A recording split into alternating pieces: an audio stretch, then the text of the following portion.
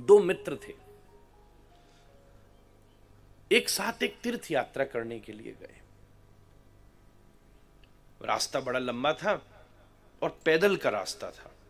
पैदल बड़ी तेज बारिश हो गई तो सोचे हम गबड़ा जाए, अब बीमार हो जाएंगे, कहां छुपे। गांव तो अभी बहुत दूर था, पर एक कहीं कोने में से एक दिया रोशनी आ रही थी कि कोई एक मकान बना हुआ है। दोनों उसी की तरफ दौड़े और जब वहां पहुंचे तो पता चला कि वो एक कोठा था, गांव से दूर बना हुआ था। वो गणिका रहती थी वहां। अब दोनों ने विचार किया, यार ये तो हम जल्दीबाजी के चक्कर में कहां आ गए। दोनों मित्र बाहर खड़े विचार करते क्या करें भाई। पहला जन बोला मैं नहीं रहता भैया, यहां बदनामी और हो जाएगी, मैं चलो चलो यहां से। दूसरा बोला बात तो तेरी ठीक है, पर हम थोड़ी ना आए हैं जानबूझ के, हमें परिस्थिति यहां लेकर के आई है और हमारी ना तो कोई रुचि है।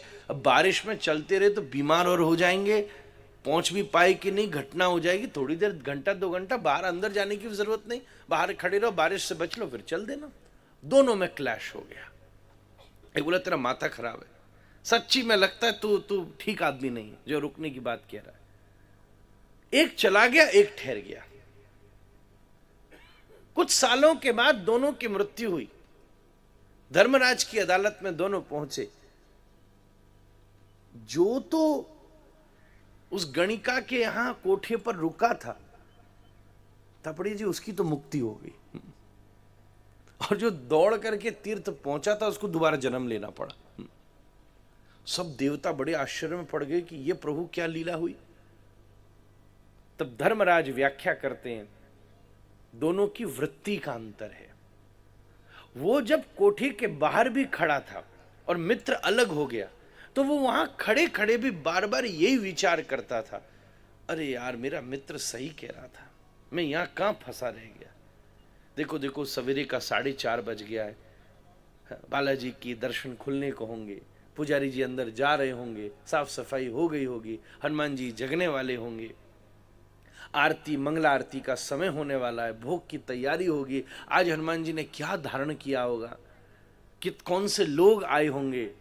वो यही सोचते सोचते उसका 6 बज गया और वो दूसरा पट्टा आया यही था, पर वो यहां बैठे बैठे भी उसका मनोभाव दूसरा था। अरे यार देखो वो भी आ जाता, खड़ा तो यहां है, सोचता क्या है, देखो वो इस समय वहां बैठ खड़ा होगा, उसका नृत्य देख रहा होगा, कहीं उसकी बढ़िया गीत सुन रहा होगा, वहीं नृत्य कर रहा होगा। उसके मन की वृत्ति वहां घूम रही थी और उसके मन की वृत्ति यहां घूम रही थी। दोनों विपरीत परिस्थिति में थे, पर दोनों का मन विपरीत स्थिति में था। इसी मन की स्थिति को वृत्ति कहते हैं। आज वृंदावन में कितने लोग आते हैं, सालासर जी कितने लोग आते हैं, कई लोग सेवा करने आते हैं, कई लोग मेवा ही लेने आते हैं।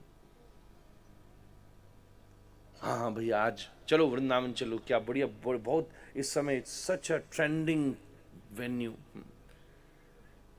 कोई कहता चलो रील बना के आओ। मैं तो बोला ही ना आपसे, गनीमत है कि उस टाइम फोन नहीं है, तो ठाकुर जी ने गिरिराज जी उठाया होता, किसी ने डंडा नहीं लगाया तो फोन पकड़े खड़े हो गए तो सब लोग, एक सेल्फी तो खिंचा लो कृष्ण हमारे साथ। सबकी अपनी अपनी मनोवृत्ति है।